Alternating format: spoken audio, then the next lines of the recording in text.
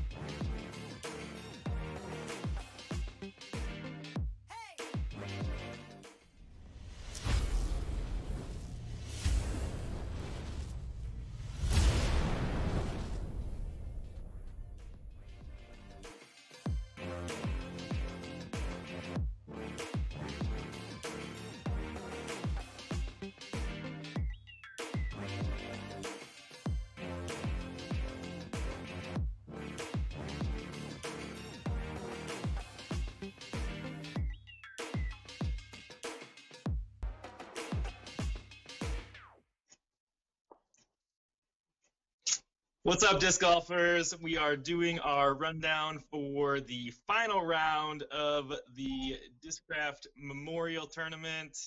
I have with me Mr. Austin Turner. What's up, Austin? I think I speak for everybody when I say, we saw your post about your injury, so we really wish you a speedy recovery, and can't wait to see you back on the course. But we want to thank you for joining us for the recap. Obviously, you know these courses pretty well, and you were out there with me taking in some of the last rounds, so this should be fun. Yeah, let's get into it, man.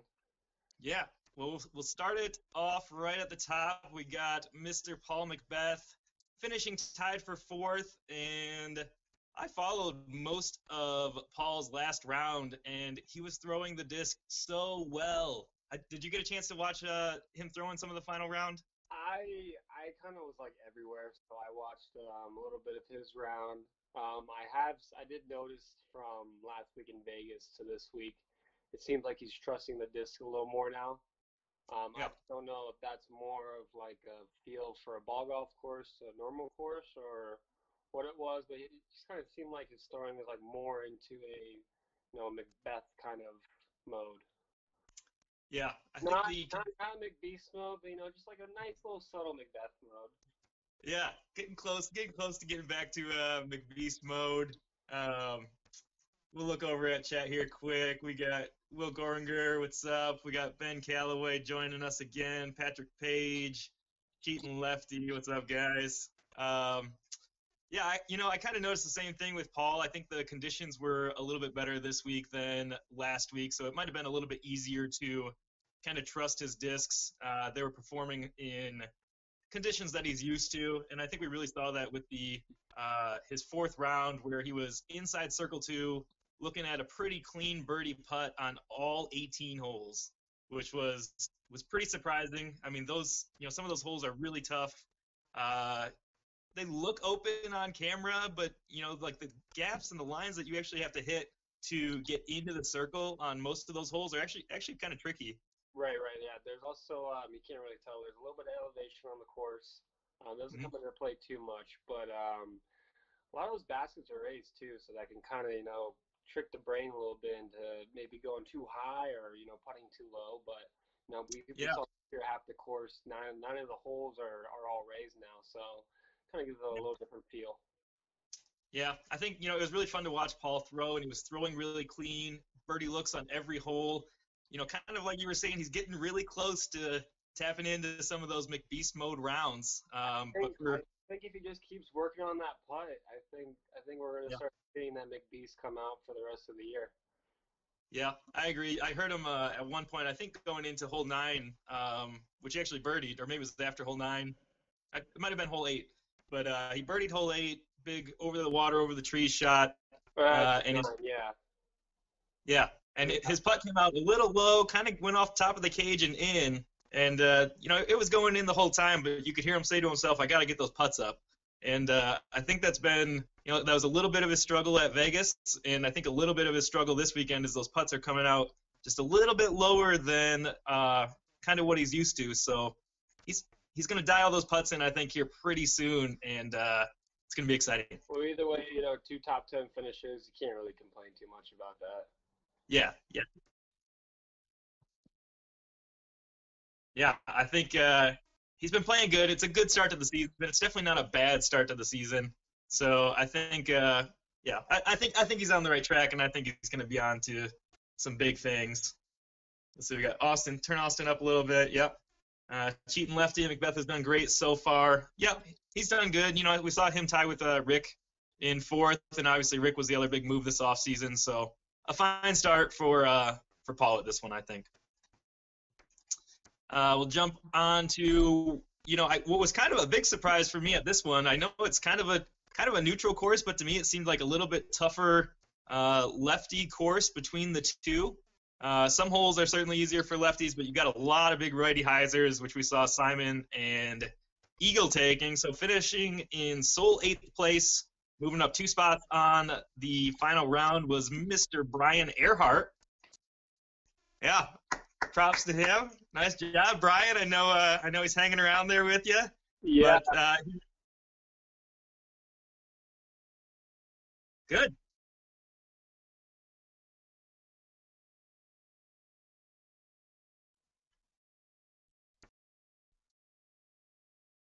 Let's see. I can still hear Austin. Let's see. Are you sure? Do we lose audio for Austin?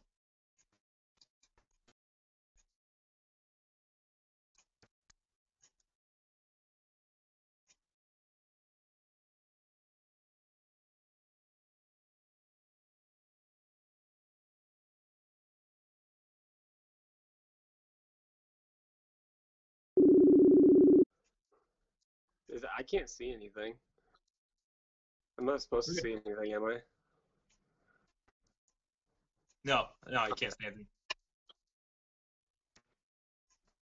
Okay, all right, we're good.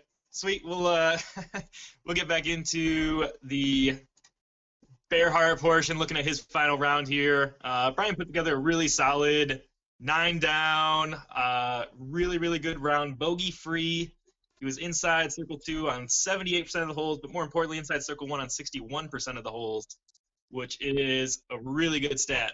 No, I will say, I can't say that his 8th place was all of my doing, but yeah, we did practice putt 2 different times for over an hour playing horse. Like some of the most insane horse games I've ever played in my life was with Brian. And we just kept going back and forth. So I'd like to say I helped him a tiny bit to get to the 8th place this weekend. There you go. Good little lefty horse battle. Yeah, just solid round for Brian. Birdies across the board, pars across the board. He had 4 scrambles. 0 OB throws is pretty impressive at Vista. Wow. Yeah, absolutely. There's, maybe 1 hole that doesn't have OB out there? There's a couple holes where OB doesn't come in for lefties, but, I mean, no matter what, you can still find OB anywhere, Whether it's 2-meter rule, throwing over in the water, or going over a cart path, it's there. Yeah. Yeah, OB is on just about every hole, so no OBs. Great final round for Brian. Great finish in 8th place. Definitely hope we see more of him inside that top 10 this year. Absolutely. Next up, we got our Wintertime Open champion, Adam James, finishing in a tie for 12th. He moved up 2 spots on the final day as well. And similar to Brian, he had a bogey-free round as well. Didn't get hole 3, which it looks like he had a couple 2 putts in the beginning, maybe some early round nerves. or maybe just trying to play aggressive and sort of make some moves in the final round. But we see him with 56% circle 1X putting, a couple two putts in there. So it looks like he was probably even leaving some strokes out there, but 100% scramble rate, only 1 OB, inside circle 2, 83% of the time. So he was really giving himself some looks, and he put together a really nice round, shooting 8 down on the day and moving up 2 spots. I'm pretty sure he started off in like 100 something. He did Tough not first have round. a good first round at Fountain, and then he popped off a 12, I believe, the second round. Nice. So yeah, I think he went like 2 under, 12 under, 11 under, then he said an 8 under. 8 under final round, yeah. Nice, yeah. So definitely that second and third round really helped him bump up. I think he bumped up like 70 spots during the second round. So Man. huge boost for him for sure. Yeah, and he's a younger guy, kind of similar to yourself. And when we signed him, I didn't really know a whole lot about him. And so to see him really come out beginning of this year after making the switch, win the Wintertime Open, a 12th place finish here at the Memorial. I think in Vegas he was maybe a little bit lower, but kind of for a lesser known name, he's had a really good start to the season, and one that has kind of surprised me a little bit. I know he's been throwing those forces a lot. He's been liking them a lot. So Yeah. He did tell me he's more of like a wooded type of guy. So Wow. I wouldn't be afraid to see him shooting pretty close to the top next week in Waco. Nice. I like that. He said some good finishes already, and if his strong suit is getting into the woods, that's pretty exciting.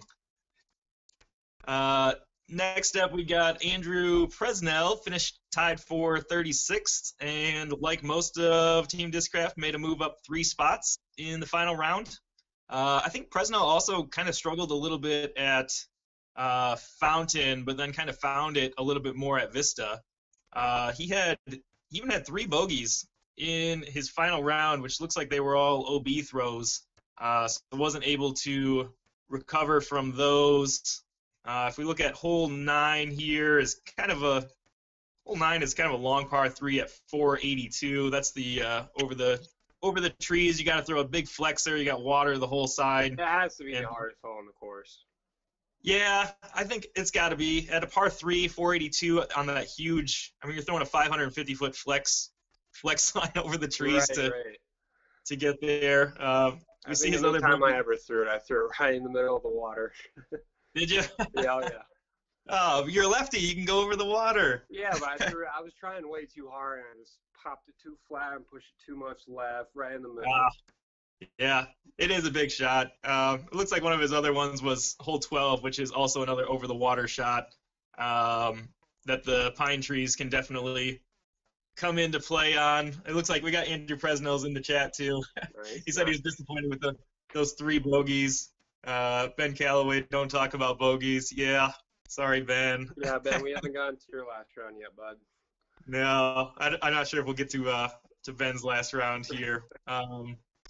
So yeah, I mean, a good round for Andrew Presnell, a good finish. Moving up 3 spots on the last day always feels good. Anytime you're gaining, a few extra bucks and a few extra spots in the last round, I think you've done well. If we cut out those 3 bogeys and we turn those into pars, he's shooting 10 down, which was, just 1 shy of Macbeth's round. So really exciting round for Andrew. A little bit up and down, probably more than he wanted, but 7 down final round, 28 down on the tournament.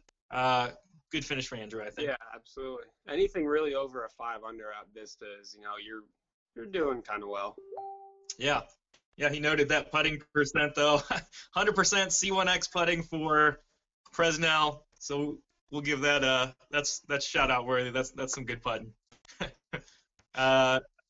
We also have Reed, who was tied with Andrew. I don't think they were on the same card. Maybe Andrew can let me know here, but tied for 26. Reed moving up 3 spots as well. He also shot 7 down on the day, 28 down on the tournament, and I think another good finish. Like I said, it feels like it's a little bit tougher lefty course overall. Reed had 8 birdies. He bogeyed hole 18. Hole 18 that's got to be a really tough hole for you guys. 18 is basically like Satan's spawn. Like it's literally that hard. I can't put into words how hard it is for a lefty. If you don't have the sidearm over like 375 and it's accurate, and you're really just playing a putter shot to like 200 feet and then pitching up. Or if you want to trust a big lefty hyzer over the road and spiking in, but I don't know. It's just such a hard hole for us. I'm happy with the 3 on it. I'm sure a lot of our other lefties are as well. Yeah, I mean, it almost feels like you want to just play over the OB and just almost throw into the water by the basket so that you can kind of have a 20, 25-foot putt inside the circle to get your 3. I don't know. Tough hole. I mean, really good round for him. He had 1 OB throw, which was on hole 18, 82% inside circle 1. He made 1 of his circle 2 putts and 83% circle 2 in regulation. So he was giving himself some good looks. I think this is a good finish for Reed at 26. Again, kind of being, some really tough lefty holes like 18. And there's a couple other ones out there too, but overall seems like a pretty good finish for Reed. Couple 2 putts inside the circle on 5 and 8, it looks like. But again, I can't remember, but I imagine those are probably raised baskets, which are hole 5. Hole 5 is raised basket. That is the par 3 with the Mando on the right. Yep. And then hole 8 is the one over the water. He probably maybe threw a little left, a little right, maybe a little too far out, or just didn't quite get it. Maybe a scooter boy got him in the background. Oh man, so hole 1, I saw somebody teeing off, had a phenomenal drive, skipped off the walkway and was flaring right back to the basket, and this little kid's riding his bike oblivious, and it just hits the kid's tire and bounces off to the right OB. I'm not sure what they could do about that hole, but I saw a couple bad, pedestrian kind of interferences on that first hole, so you never know. So let's good finish for Reed. We'll get to Austin Hannum, who also finished tied for 26. We got 3 guys right there. But Hannum only had a 3-down round, and we actually saw he dropped 12 spots in the final round. So he was sitting in 18th, dropped to 26th. And to me, this is a big surprise. Yeah, I was gonna say the exact same thing. He's been battling for first in almost every tournament he's played in so far this year. Yeah. I mean, we've seen him on every lead card for every tournament he's played in, and it's nothing to be mad about for a top 20 finish. Yeah. But definitely shooting a 3 under round at this year last round. You're kind of expecting a little more out of him. But I don't know. Maybe the nerves just got to him. Maybe he was just tired. Who knows? Yeah, he might have just. Yeah, well, Austin's game really, I feel like, suits this course. He's a big power thrower, really good putter, really good all-around game. But I really thought that the Vista course would set up well for him. We see he had 4 OB throws, and I'm sure I kind of wonder what happened, but on hole 18 he took a 5. So maybe went OB early, played a safer shot, missed the putt, took a 5 on that one. Maybe never even crossed in. Who knows? Yeah, if it never crosses in on that hole, if he stayed over water the whole way, that hole becomes a lot tougher. I'm sure he was disappointed to end with a 5, and maybe he gets a 2 there. That's 3 strokes. He shoots 6 down and stays inside of that top 20. But yeah, that's a tough finish. 4 OB throws. He did make 3 of his 7 circle 2 putts, which is pretty impressive. 43% in the final round. Yep. That's pretty solid. But it looks like a 3 putt on 18. So he probably putted, went OB, hit cage, and then finished out. So he might have even been up there for a birdie look inside the circle and just not been able to convert. So we will get back to some chat. He was ready to get over to Dukes. That's what it was. Yeah, Dukes. Oh, man. Let's see. Let's jump over to some Chat questions. Presnell noted that him and Reed were on the same card, so that is always fun to have a teammate on the card. Nice. Do you feel like you play better when you have a teammate on the card? Just depends who it is. You know, Sure. we might talk a little crap to each other. Trying to say, hey, you know, I'll probably get that top team Discraft spot for this card today, or something Yeah, fun. It's always a good time to play with my friends, you know, my teammates, and everything. You have a good time. yeah. Talk about cheating lefty. Have a camera guy that got hit by Weiss's forehand. Oh, Yeah.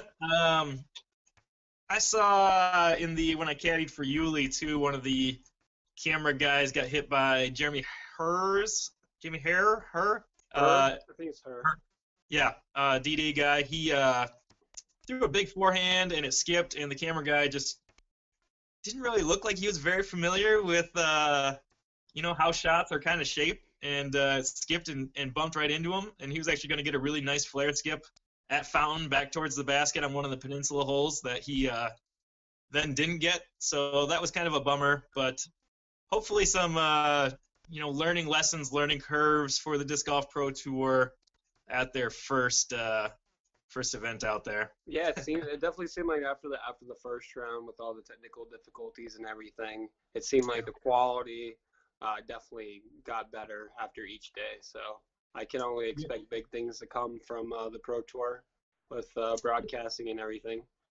Yeah, and I'm rooting for them. I would love to see better coverage. I mean, this is obviously the direction that they're going in this year, so I really hope that they are able to pick things up and kind of keep improving week to week as some of their newer guys continue to learn and stuff. I'm not gonna name favorites, but I think Nate and Val are MVPs right now for them.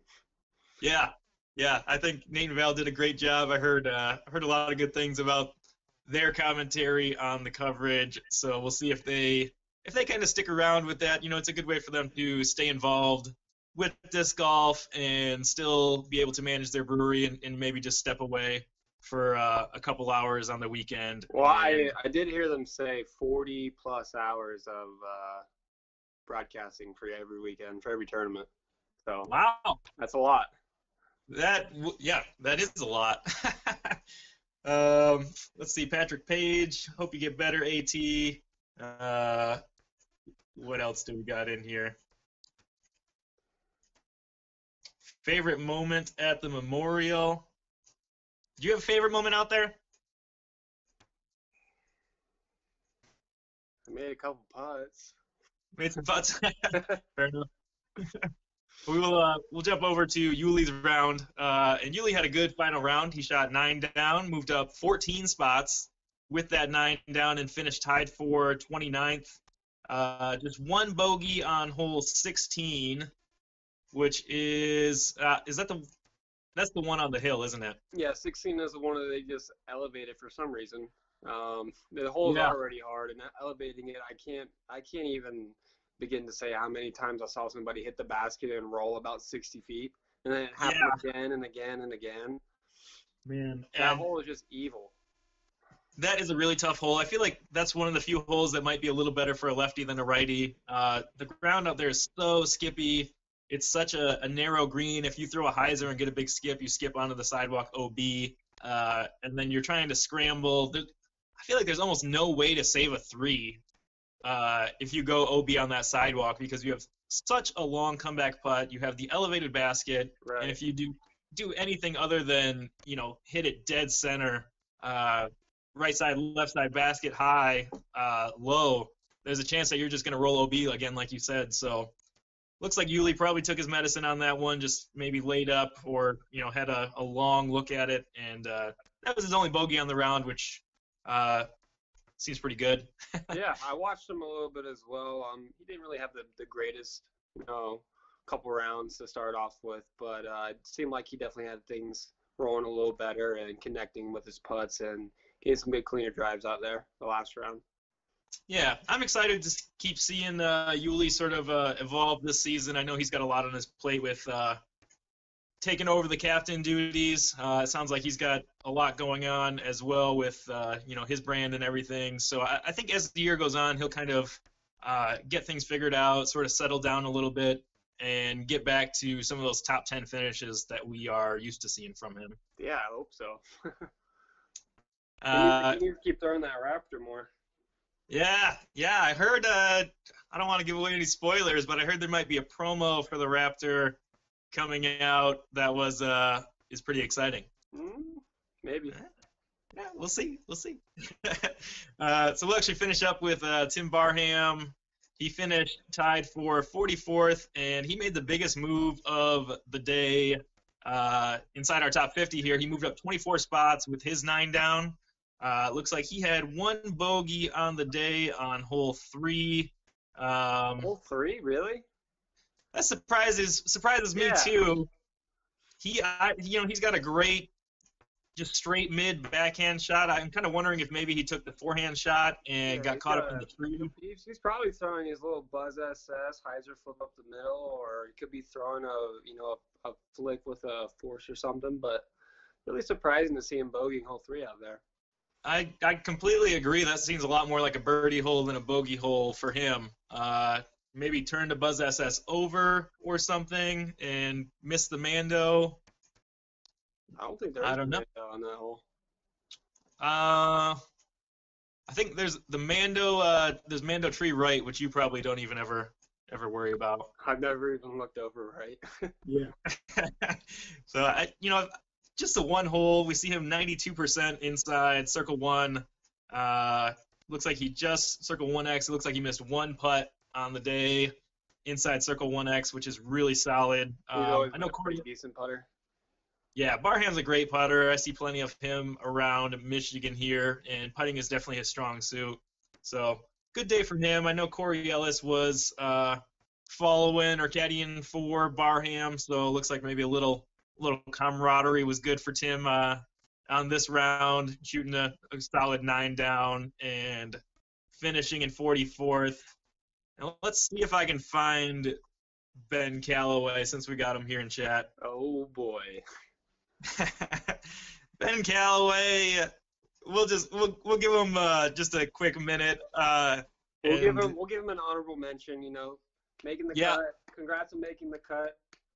He made the cut. He made some money while he was out there, make his trip worthwhile. 3 really good rounds from Ben, and then the final round, just not one that he's going to be happy about. But I'll take responsibility in that last round because he did ask me the entire week for one of my hats, and I just never gave him one. Oh, what? But he does have one of my forces, so we got to make a trade somehow so I can get my force back. He can get a nice hat. There you go. Maybe work something out. Well, I see we got Haley King in chat too, so we'll finish up. We'll look at the ladies' rounds if Pat can switch over to those. And I think I talked about the ladies' rounds a little bit on Sunday when I was out there for the final round because I watched both Vanessa and Haley throw their final rounds. Yeah, they played together, didn't they? Yeah, they were both on the same card, and I know Vanessa was outside the cut the day before and made the jump in, so she was excited about that. And I had a lot of fun following both of them around. Vanessa, obviously, being a new switch this year, I'm really excited to see what she does this year as she gets a little bit more kind of settled with her new bag. It looked like she was feeling really good about things. Yeah, she had a solid third place finish the week prior in Vegas. So yeah, she had a great final round. Well for her. I totally agree. I was really, I saw her at U.S. Women's last year. I think she finished, I want to say third or fourth, top 4 there. And just really good game. She just throws really clean lines. I know she was bombing some thrashers. I think she throws S, I believe. Yeah, Newcastle S's. She's putting with the Roach, I think. I think you're right. I can't remember what she was putting with. I know she was throwing some really nice Challenger OS up shots. She really had those dialed in pretty well for her up shots. So she finished tied for 12th, made the cut, made a few bucks.